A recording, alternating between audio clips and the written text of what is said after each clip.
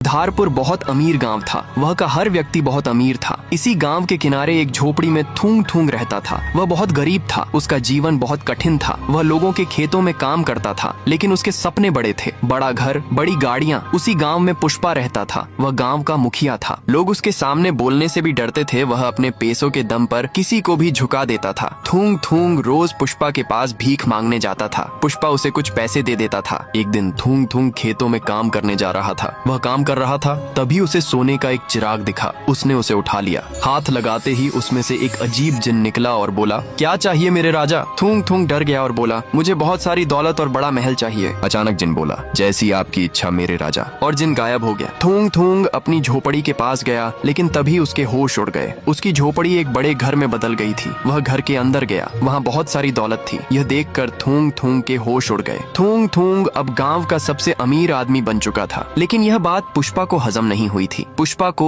उसके ऊपर शक हुआ था। थूंग थूंग बहुत खुश था। उसके पास सब कुछ था। लोग उसकी इज्जत करते थे। लेकिन एक शाम वह अपने घर से बाहर निकला। उसके घर के बाहर उड़ने वाली जादुई कालीन थी। उस शाम वह कालीन से आसमान में उड़ने लगा। तभी पुष्पा उसे देख लेता है। पुष्पा बोलता है, अच्छा तो ये राज है। पुष्पा को समझ आ जाता है कि थूंग थूंग के पास वह चिराग है। पुष्पा कहीं सालों से वही चिराग और कालीन ढूंढ रहा था। वह कई बार उस गुफा के पास भी गया और तांत्रिक के पास भी गया, लेकिन उसे वह चिराग नहीं मिला। उस शाम पुष्पा का लालच बढ़ जाता है। वह ठान लेता है कि वह थूंग थूंग से वह चिराग चुरा कर रहेगा।